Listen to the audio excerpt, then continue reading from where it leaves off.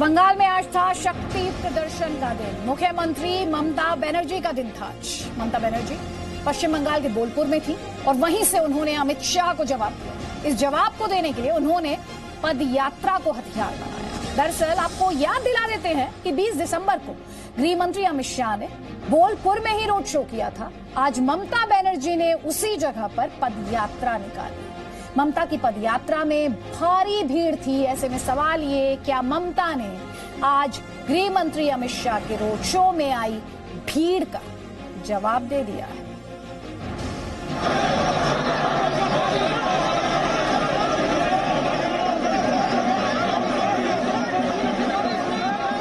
सड़क के दोनों ओर भारी भीड़ है और बीच में हाथ जोड़े ममता बनर्जी आगे बढ़ रही हैं। उनके साथ सिर्फ बीरभूम से सांसद शताब्दी रॉय हैं। बीच बीच में ममता सड़क के दोनों ओर खड़े लोगों का अभिवादन करती हैं।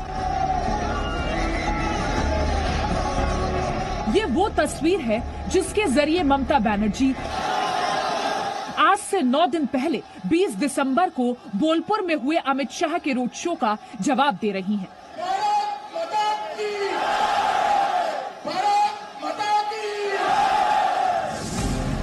इन दोनों तस्वीरों को एक साथ देखिए, क्योंकि ये तस्वीर ही पश्चिम बंगाल में चुनावी राजनीति की सच्चाई है। इन्हीं तस्वीरों के जरिए ममता बीजेपी को और बीजेपी ममता को मात देना चाहती है। इसलिए जरूरी है कि ममता ने आज जब बीजेपी को जवाब देने के लिए पदयात्रा की, तो आप पदयात्रा और रोड शो के अंतर को समझें। अमित शाह को जवाब देने के लिए ममता आज जब बोलपुर पहुंची, तो उन्होंने रोड शो की जगह पदयात्रा करना चुना।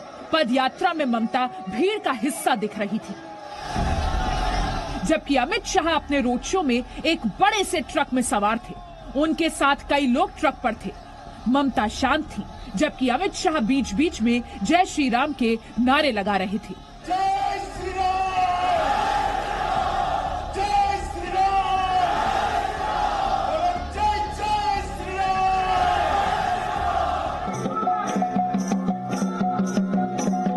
ममता की पदयात्रा में पश्चिम बंगाल का स्थानीय रूप दिख रहा था। पदयात्रा में आगे आगे ममता चल रही थी। उनके पीछे स्थानीय गायक चल रहे थे, जो बांग्ला धुन के साथ पूरी पदयात्रा को रोमांचित कर रहे थे।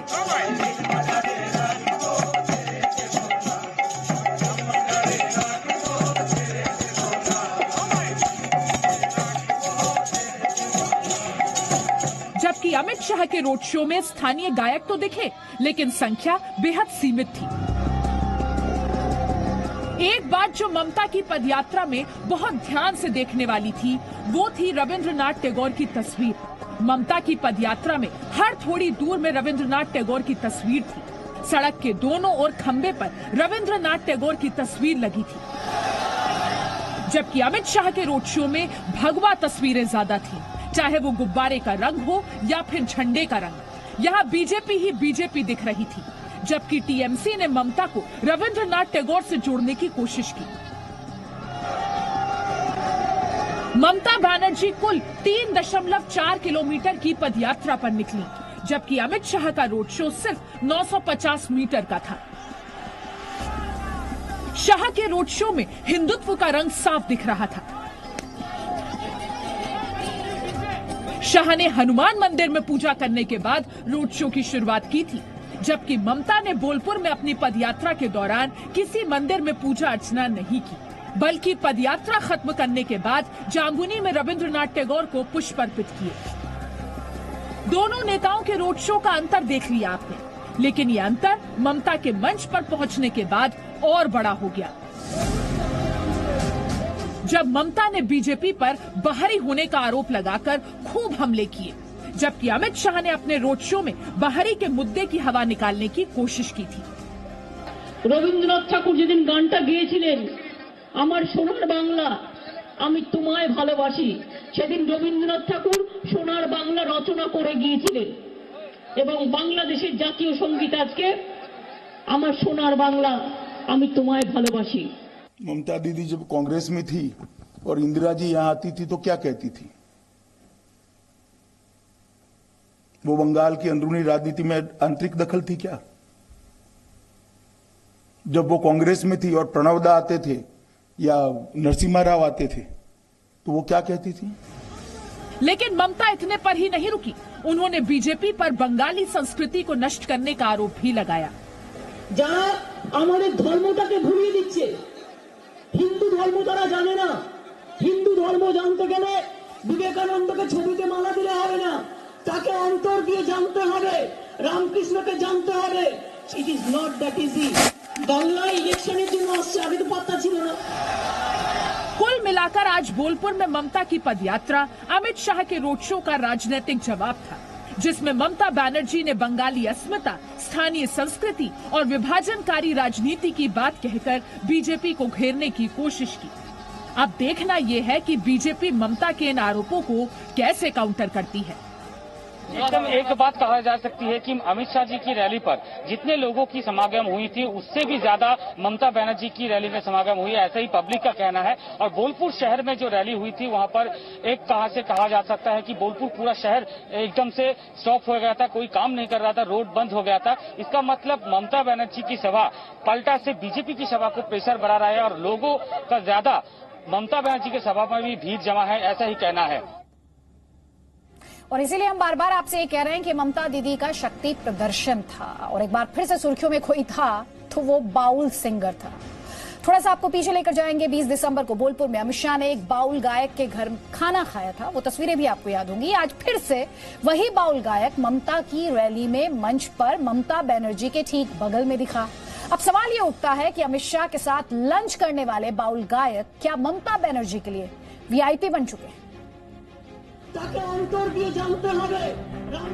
ये ममता बनर्जी की बोलपुर की रैली का मंच है। इस मंच पर सिर्फ 5 लोगों के बैठने की व्यवस्था है और 5 लोगों में जो एक शख्स मंच पर ममता बनर्जी की कुर्सी के ठीक बगल में बैठे हैं वही बाउल गायक वासुदेव दास है।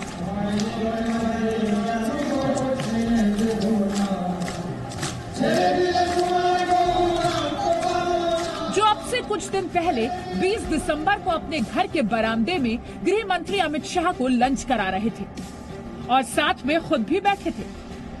अमित शाह के लिए गाना गा रहे थे, फोटो खींचे जा रहे थे, सब कुछ अच्छा सुंदर दिख रहा था। लेकिन 9 दिनों में सब कुछ बदल गया है। अमित शाह के साथ लंच करने वाले बाउल गायक वासुदेव दास आज ममता के लिए वीआईपी बन गए। न सिर्फ वो ममता की पदयात्रा में शामिल हुए बल्कि ममता के मंच पर उनके ठीक बगल में उन्हें जगह मिली। और आज जब वो गुनगुना रहे थे तो अमित शाह नहीं बल्कि ममता बनर्जी उनके संगीत पर मुस्कुरा रही थी। सोचिए, ममता बनर्जी की पार्टी में लाखों लोग हैं, हजारों बड़े नेता होंगे, सैकड़ों नेता तो ममता के बेहद करीबी होंगे, लेकिन मंच पर जगह मिली उस बाउल गायक को जो 20 दिसंबर को अमित शाह के साथ थे। आखिर इसकी वजह क्या रही? इसे समझने के लिए आपको थोड़ा पीछे ले चलते हैं। दरअसल 20 दिसंबर को जब अमित शाह ने बाउल गायक के घर खाना खाया था तो शाह से उनकी बात नहीं हो पाई थी। वासुदेव दास अपनी बेटी की पढ़ाई के लिए आर्थिक मदद चाहते थे और यही टीएमसी ने वासुदेव दास की मदद की और उन्हें ममता के मंच पर आमंत्रित कर दिया। वासुदेव दास के लिए भी ये मौका खास बन गया। बेटी की पढ़ाई के लिए आर्थिक मदद मिल गई, उन्हें ममता के मंच पर जगह मिल गई। एक बाउल गायक को और क्या चाहिए? বিজেপি আবার মিছিল করলে সেখানেও আপনি গান নিশ্চয়ই গাইবো। বিজেপি মিছিল করলে আমি নিশ্চয়ই আসবো। তৃণমূল করলেও আসবেন? তৃণমূল করলেও আসবো। আমরা বাউল সবাই আসবো। আমরা पश्चिम बंगाल में बाउल गायकों की आबादी ज्यादा नहीं है, लेकिन राज्य में उनका संगीत काफी लोकप्रिय है। शांति निकेतन में बाउल गायकों की एक परंपरा रही है और जिस तरह गृह मंत्री अमित शाह बोलपुर में वासुदेव दास बाउल के घर खाना खाकर पश्चिम बंगाल की स्थानीय संस्कृति और रीति रिवाजों से करीब जाने की कोशिश की, आज ममता बनर्जी ने वासुदेव दास को अपने मंच पर जगह देकर बीजेपी को उन्हीं की रणनीति से मात दी है। हालांकि बीजेपी कह रही है कि वासुदेव दास का टीएमसी के मंच पर जाना कोई नई बात नहीं है, पहले भी टीएमसी ऐसा करती रही है। जहां भी बीजेपी के नेता जाते हैं वो उन लोगों के घर चले जाते हैं। जो व्यक्ति प्रेम से भोजन कराता है, दूसरे दिन उसके घर जाकर पुलिस पहुंचती है, गुंडे पहुंचते हैं और उसको दबाव डालकर उससे बयान करवाते हैं। उसको ये कहते हैं कि टीएमसी ज्वाइन करो, हम तुमको नौकरी दे देंगे। मतलब इस हद तक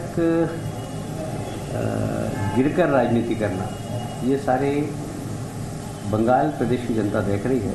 पश्चिम बंगाल की राजनीति में ऐसा पहले भी होता रहा है, जब जिस राजनीतिक दल को मौका मिलता है वो अन्य दल के सदस्य और समर्थकों को अपने पक्ष में लेने की पूरी कोशिश करता है। और जिस तरीके से तृणमूल कांग्रेस ने बीजेपी को घेरने के लिए बाउल गायक वासुदेव दास को मंच में जगह दी, वहीं दूसरी ओर वासुदेव दास भी तृणमूल कांग्रेस में अपना फायदा देख रहा है। कोलकाता से कैमरा पर्सन शुभ्रो घोष के साथ पूजा मेहता, जी मीडिया। तो इस बात को समझिए, राजनीति में तस्वीरों के बहुत मायने होते हैं, फिर चाहे वो बाउल गायक अमित शाह के साथ हो या फिर वही बाउल गायक सीएम ममता बनर्जी के साथ। कुछ और खबरें बस थोड़ी देर बाद, आप रहिए हमारे साथ। Presenting B News app available on Google Play and App Store. Download it now.